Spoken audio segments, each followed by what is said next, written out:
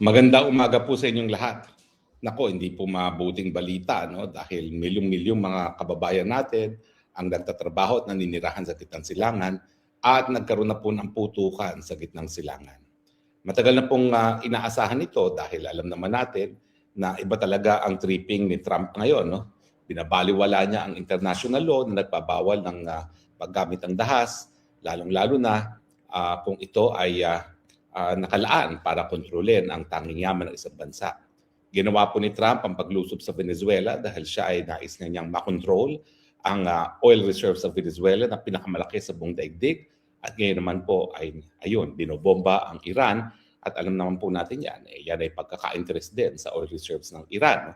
Dahil alam naman natin na isa sa major oil producing countries ang Iran. Pero ang tanong, sa kabila ng katotohanan na nagpuputukan na sa gitnang silangan, nasaan ang ating bangag na presidente? Ano ba ho talaga ang magiging impact nitong putukan sa gitnang silangan sa ating mga Pilipino? Well, ang una-una, yung kaligtasan ng ating at least 1 bilyong mga nagtatrabaho sa gitnang silangan. Hindi naman po localized ang conflict. No?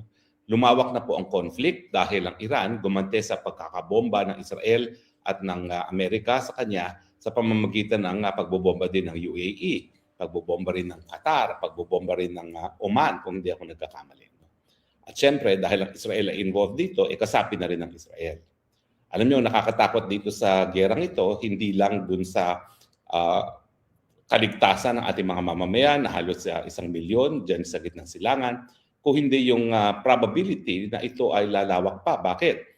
Kasi nga po ang Iran, talagang tinatarget niya yung mga base militar ng mga Amerikano na naka-locate doon sa iba't ibang bansa ng Middle East. Kaya nga po, tinarget niya ang Qatar dahil meron dong pinakamalaking US base ang Amerikano sa gitnang silangan.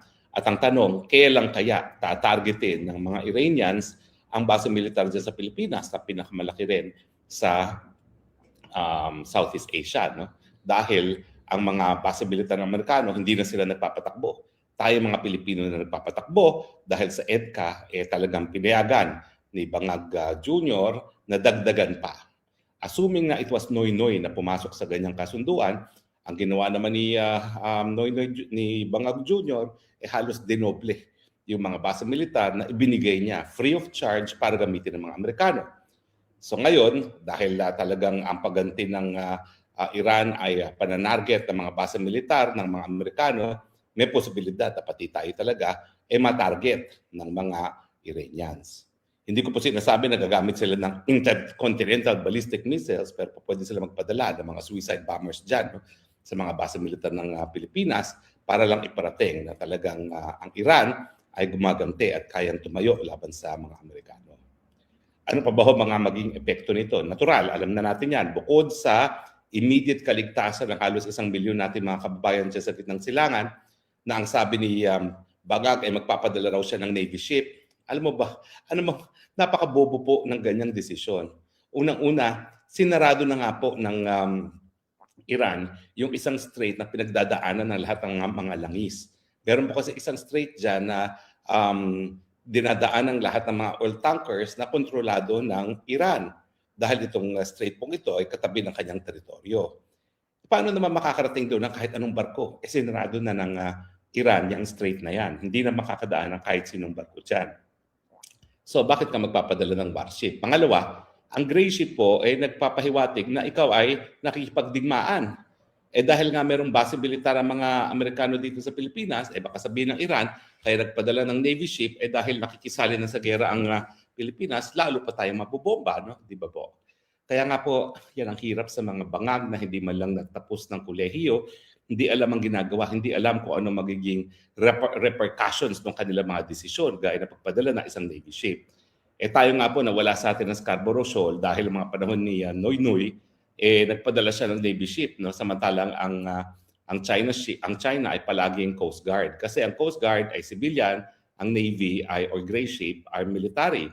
So kapag nagpadala ka ng military, handa ka na gumamit ng dahas, no? So yun ang ginawa ng China. Forever na tayong pinatalsik doon sa Scarborough Shoal at kahit anong pagtanggi ni At Trililing, hanggang ngayon marami naghihinala gaya nung nasirang JPE na kaya nawala sa atin ang Scarborough Shoal dahil nga sa mga gawain niya si Trililing.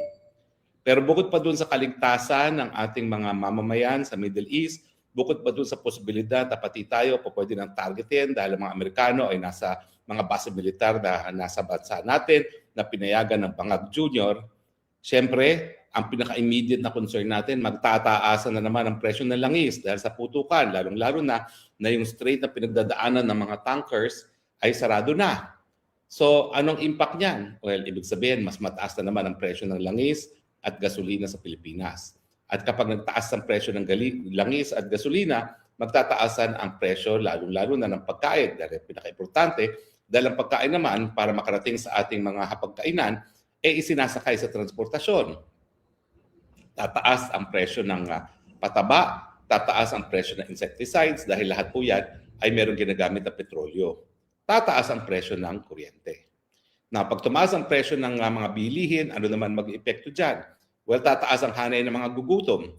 Kasi ngayon na hindi pa ganun kataas ang presyo ng langis at gasolina at ng pagkain, kalahati na ng populasyon natin ay nagugutom. Ngayong lalo pang tataas, ine-expect ko po kapag ito'y nagtagal, baka umabot po ng 3/4 ang hanay ng mga Pilipino na magugutom. Matindi pong problema yan. Kung ngayon na kalahati ay matindi na ang problema natin, mas matindi pa po kung tataas pa lalo at magiging 3/4 ang hanay ng mga nagugutom. Bukod po dyan, mawawalan lalo ng balor ang piso. Bakit? Kasi po nagkakagulo. So kapag merong gulong ganito, ang kumpiyansa sa dolyares ay lumalakas. Mas gusto ng mga tao na yung kanilang mga pera ay i-convert into dollars. Pero bukod pa po dyan, dahil nga po tayo nag-aangkat ng langis at yan ang ating pangunahing inaangkat sa pandaigdigang merkado, mas magiging mahal ang langis at dahil po dyan, mas mawawalan ng balor ang piso. At kapag nawalan ng balor ang piso, ayan po, dadagdag pa rin yan sa pagtaas ng presyong bilihin, bagamat yung mga kaanak na mga OFW makakinabang. Pero bago kayo magdiwang mga anak at mga kamag-anak ng OFW, maski na tumaas pa ang piso na nakukuha nyo, kung mas mataas naman ang presyo ng bilihin, wala rin pong ibig sabihin yan. Kasi ang mangyayari dyan, together with yung devaluation ng peso, tataas po yung inflation. Mawawalan ng balor yung ating pambili ng mga kalaakal, kasama na ang pagkain. At bukod pa po dyan, bukod doon sa mas mataas ang langis, syempre pagrenta ng mga oil tankers na kinakalap natin sa Pilipinas, mamamahal na rin dyan. At saka yung mga insurance coverage mamamahal na. Lahat po yan ay ipapataw nila, ipapasa nila sa mga mamimiling Pilipino at makukuba na naman tayo talaga sa napakataas na presyo ng bilihin.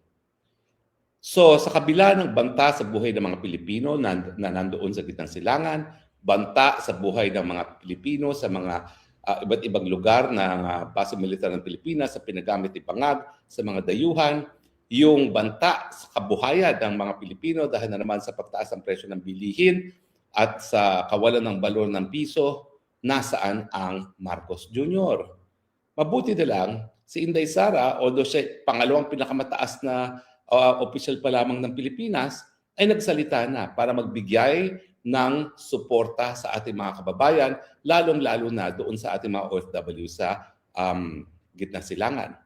Ang sabi ni Inday Sara, kalimutan ng lahat. Kinakailangan bigyan ng pangunahing importansya ang kaligtasan ng mga buhay ng mga OFW. So kalimutan nyo na yung mga ari-arian ninyo. Humanap na kayo ng mga pamamaraan para makabalik sa Pilipinas. At nagpapaumanhin kami, dahil talagang sa ilalim ng isang bangag na presidente, wala talaga tayong maasahan by way of contingency plan kung paano kayo makakabalik. Nasa inyong mga kamay na ang paggagawa ng mga plano, mga hakbang para kayo makabalik at makaiwas sa danyo sa inyong mga buhay. Ako po may mga kaibigan din dyan sa UAE dahil ako po nanirahan dyan matapos ako umalis ng Pilipinas. At yung aking pamilyang tinirahan dyan, lumikas na po, umalis na po dahil yung kanilang tinitiran ay isa doon sa mga tinamaan ng bomba na nanggaling sa Iran. Mabuti na lang, di ko alam kung bakit, parang walang pasok ata mga bata at kapag walang pasok ang mga bata, nandun sila sa Abu Dhabi kung saan kami nanirahan. Kaya nung tinamaan yung lugar kung saan sila mismo nakatira, wala po sila doon. At nagpapasalamat naman po ako na ligtas yung aking tinatawag na kapatid dyan sa UAE. Pero that was a very close call. Paano po mga ibang mga Pilipino? Well, suriin niyo po kung paano kayo makakalabas dahil alam ko sarado ngayon ang airports dyan sa UAE, sarado ang airport sa Kuwait. Hindi ko po alam kung lahat ng airport ng Saudi Arabia sarado. Pero tingnan niyo na kung saan kayo makakapunta na biyaheng land at pumunta na kayo sa pinakamalapit na lugar kung saan po pwede kayo makasakay ng eroplano pabalik ng Pilipinas. Huwag na po kayo mag-antay na lalo pang lumawak itong labanan nito. Dahil kapag naman po ito'y humupa at tayo'y nagdadasal naman dahil ang buong mundo ay magiging apektado ng giyera na napakalaki at napakalawak sa kitang silangan dahil nga sa presyo ng gasolina at langis, ay kahit papano ay gagawa ng paraan ng buong daigdig na humupa itong gulong ito. Kampante naman po ako na kapag humupa ang gulo, lahat naman po kayo makababalik doon sa mga trabaho ninyo. Dahil saan naman sila kukuha na magpapatakbo ng kanilang mga negosyo kung hindi nila tatanggapin yung mga lumikas dahil nga po dito sa labanan nito. So sundin na po natin ang sinabi ni BP Sara, unahin niyo po muna ang inyong kaligtasan.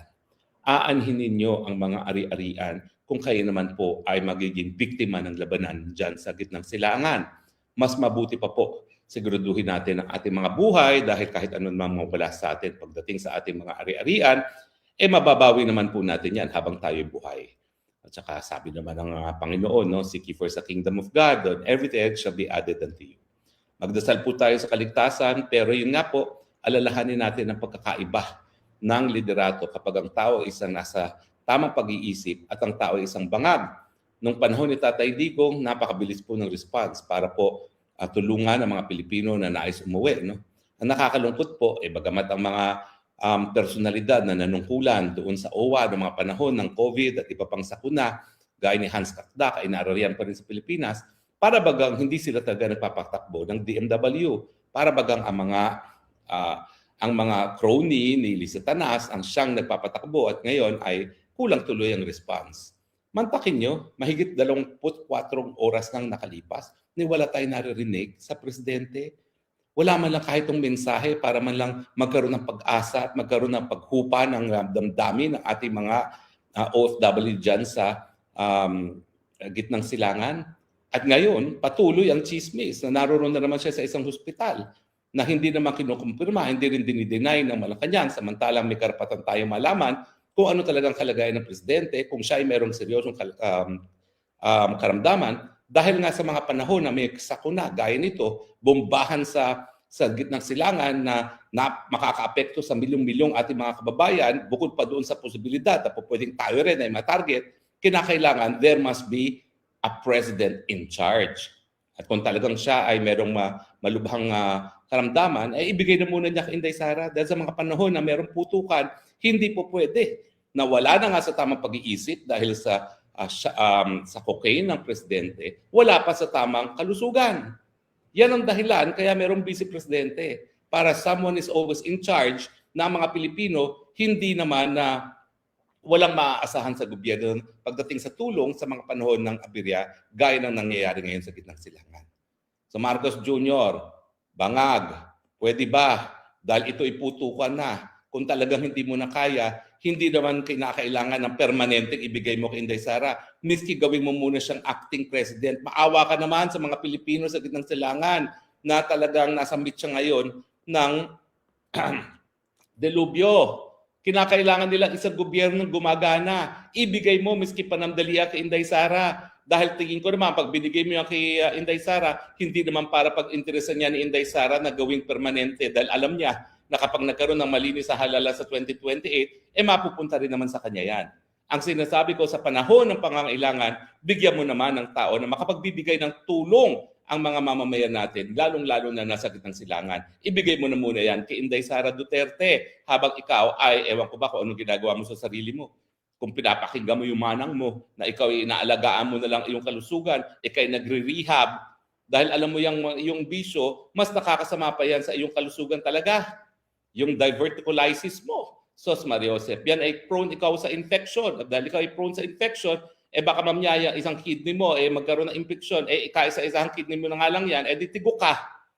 Bilang Kristiyano, hindi ko naman pinagdadasal na ikaw ay magurgur, na hindi ko naman pinagdadasal na mga bulate ay ikaw ay kagatin na. dahil yan ay kasalanan bilang Kristiyano. Pero nagdadasal ako na thine will be done.